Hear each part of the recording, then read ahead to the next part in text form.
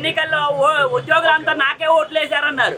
ఇప్పుడు మేము మిత్రులమో శత్రువులు అర్థం కాని పరిస్థితిని కొనసాగిస్తున్నారు. ఈ ప్రభుత్వం రాకముందు గత ప్రభుత్వం ఉన్నప్పుడు ఉద్యోగులకు అన్యాయం జరుగుతుందని చంద్రబాబు గారు ఊరూరా తిరిగి ప్రచారం చేశారు.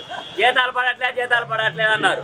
ఈ ప్రభుత్వం వచ్చిన తర్వాత చెల్లిస్తాం, డిఏలు చెల్లిస్తామన్నారు, సకాలంలో పిఆర్ ఇస్తానన్నారు. కానీ చంద్రబాబు గారు సిద్ధాంతం ఉండదు, శాశ్వత మిత్రులు ఉండరు, శాశ్వత శత్రువులు ఉండరు అంటారు. అలాగనే ఎన్నికల్లో ఉద్యోగులంతా నాకే ఓట్లు వేశారన్నారు. ఇప్పుడు మేము మిత్రులమో శత్రువులు అర్థం కాని పరిస్థితిని కొనసాగిస్తున్నారు. మాకు ఇవ్వాల్సిన అయ్యారు ఎవరో 12వ పిఆర్సీ నియామకం చేయరు. మొన్న it's a matter of days అన్నారు పిఆర్సీ గురించి. కమిషన్ ఇవ్వకపోతే మా ఉద్యోగ ఉపాధ్యాయులు పెన్షన్ల సంఘాలు వాళ్ళ ఆశలేంటి అనేది ఆయనకి ఎలా తెలుస్తుంది? కమిషనర్ నియమించాలి కదా. నియమిస్తే మా నుంచి మా ఆశలేంటి, మా డిమాండ్లు ఏంటి అని తెలుసుకొని మాకు పిఆర్సీ ప్రకటిస్తారు.